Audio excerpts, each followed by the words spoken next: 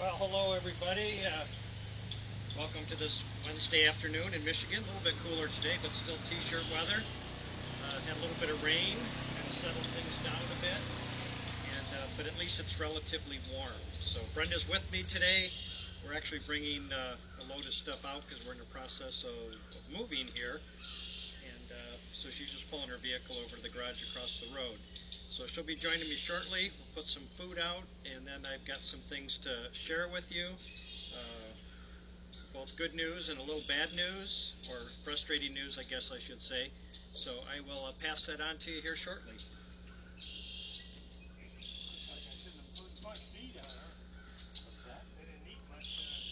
No, yeah, I'm going to put very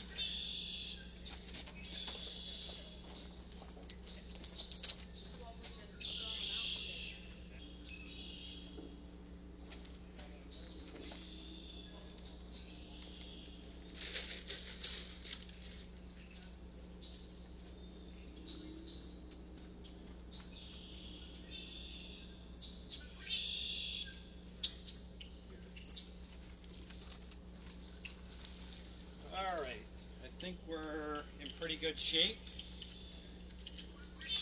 Got some food out. Everything looks like it's in line. All right, well, let me start out first of all with thanking a couple folks here for their donations to help us out here. And that's Russ and Marianne Odette. They're from Elk Rapids, Michigan, which is not too far away from us here in northern Michigan. And then another Michigan person here, Older Gent. Those of you who are in our chat room at snowmancam.com, you definitely know Older Gent. And him and his wife have agreed to help us out on a monthly basis, so we certainly appreciate that.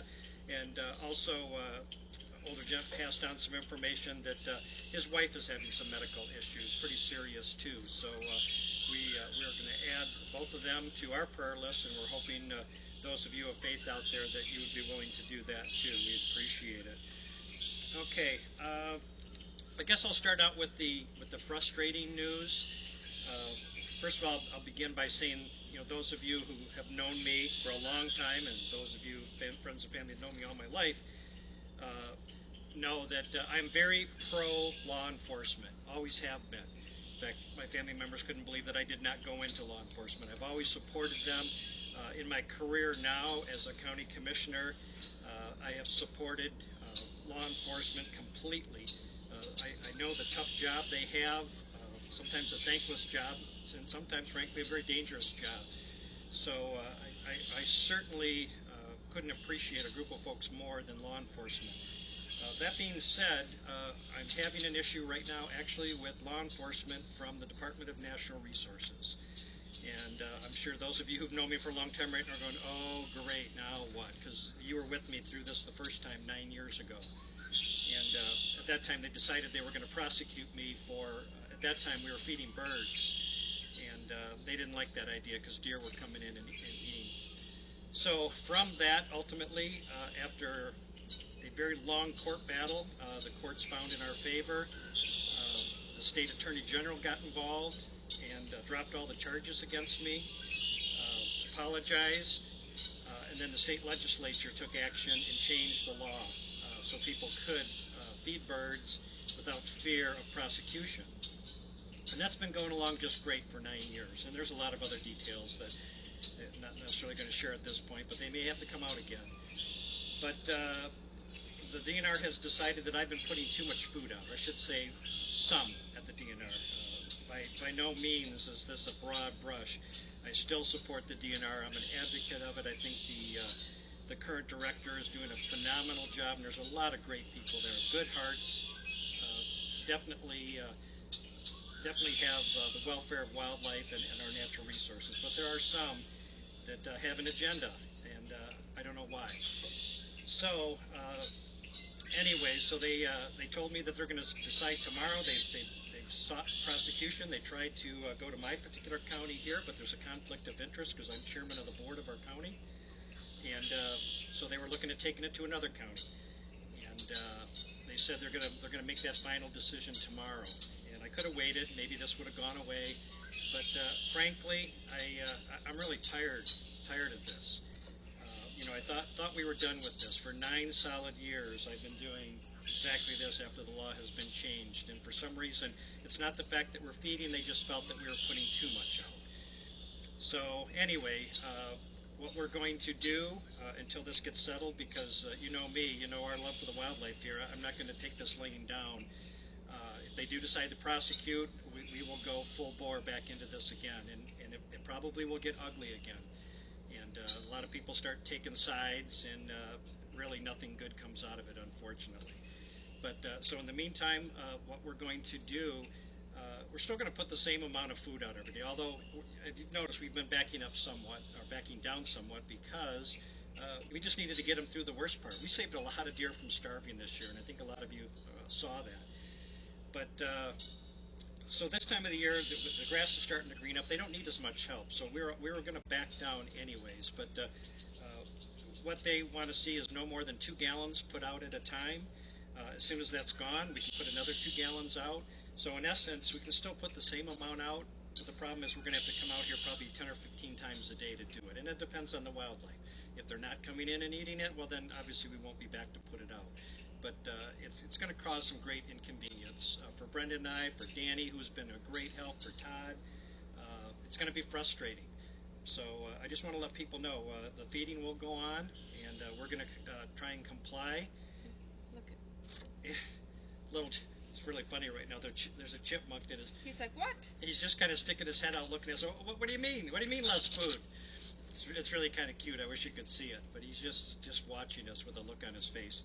So anyways, I just wanted to share that with you. I'm hoping that cooler heads prevail tomorrow, and they decide that, you know what, it might be better to work with this guy, because they even admitted, they said, we've talked to law enforcement in the area. We know you're well respected. We just don't understand why we have a problem with you.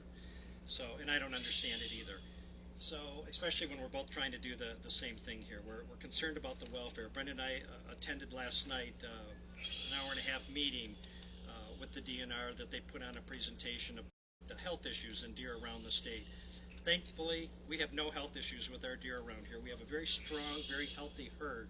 But there are other places in Wisconsin, Illinois, out west, and then a few spots in lower Michigan that have had some issues with illness. We haven't.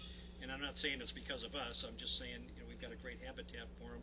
And I do like to think that in a small way, the hundreds of people in northern Michigan that have been feeding have contributed to keeping our deer herd strong.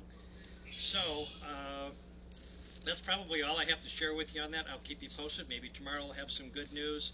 I've already talked with a couple state legislators to reestablish trust in this area, and we don't want to go backwards with that. There are actually some folks within that group who are trying to put a ban on all feeding, birds, everything, absolutely no food being put out whatsoever, and we think that's just absolutely crazy.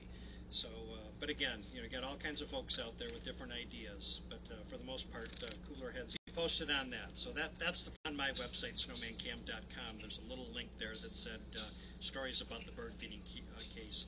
And I've got links to newspapers. A lot of those articles have expired because it's been so long, so some of those links are no longer valid, but most of them are. And you can kind of see the whole history of what I had to go through back then, and hopefully won't have to repeat that.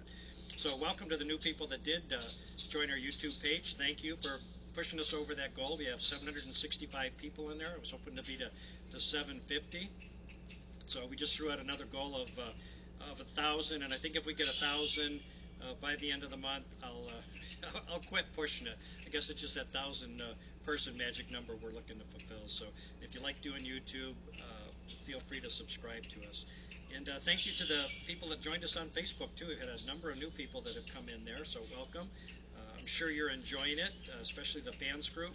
There's a lot of great information in there, a lot of nice videos, cartoons, pictures, just a lot of great of like-minded people that are very interested in nature, interested in wildlife, certainly interested in supporting it, and more importantly, interested in helping them stay fed.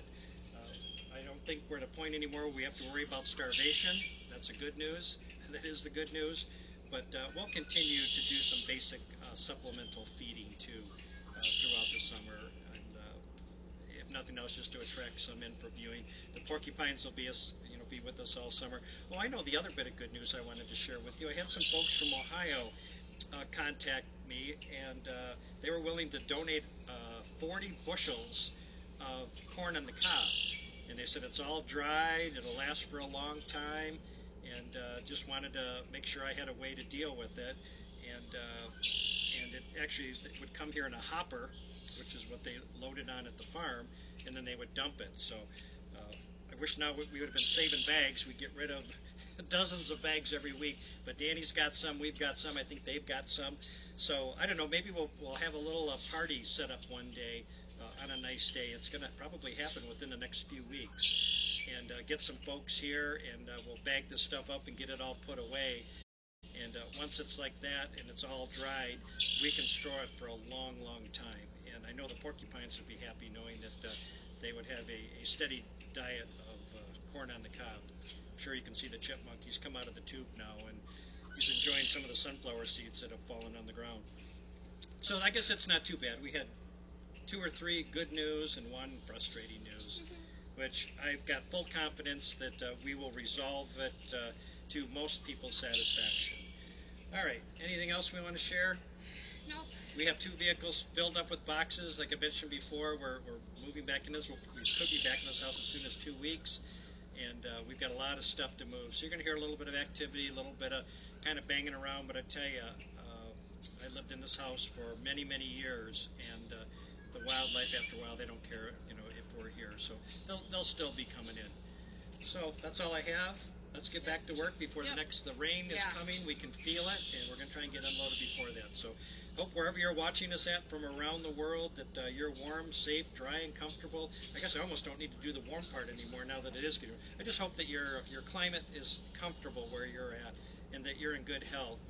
And with your help, like the folks I mentioned here, myself, Danny, Todd, we'll all be here. You'll probably wind up seeing us a lot more. Unfortunately, I'll probably still come out and do, the 1 o'clock thing like I do now. But other than that, you may just see one of us just come out and, throw out a couple of gallons of food if the ground has gotten bare. But yeah, we won't be doing the full-blown story unless we have more information to pass on to you. So also hope you're in good health wherever you are. So take care, everybody, and we will see you tomorrow.